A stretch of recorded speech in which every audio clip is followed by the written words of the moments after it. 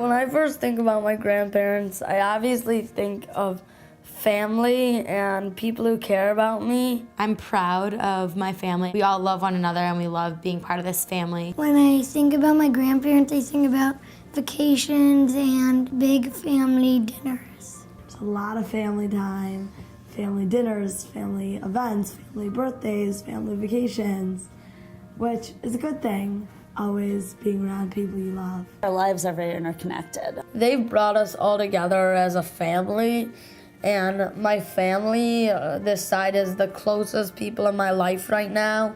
I've learned a tremendous amount from both of them about what it means to care for family and what it means to make that a priority. But I think family is very important to my children, and I just think you learn by example, and they know that it was important to us and it's important to them too. They're always going to try to be involved in our lives, and I think it's awesome that they're there for us. We're very lucky in terms of having a family that's very close, having my kids spend a lot of quality time with their grandparents. It's been really, good from a family standpoint and a value standpoint. The importance of family is, of course, important to Elaine and me and important to most people, but I think we have it in abundance.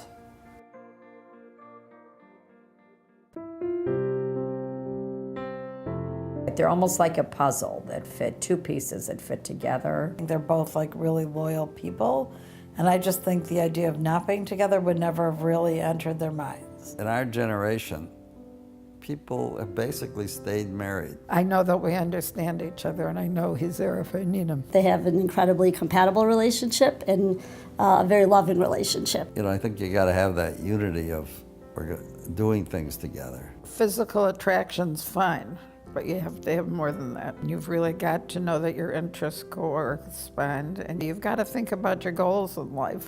And they want the same life, even though they go about getting it very differently from each other. And I think they share a lot of values.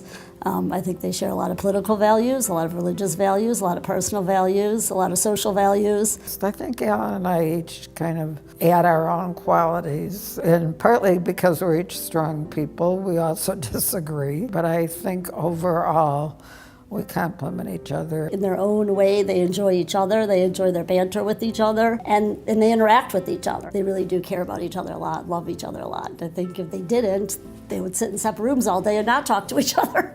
But they don't do that. They do interact quite a bit. Like, I never once worried that they wouldn't stay married, and they do a million things together. It was obviously we wanted to be together.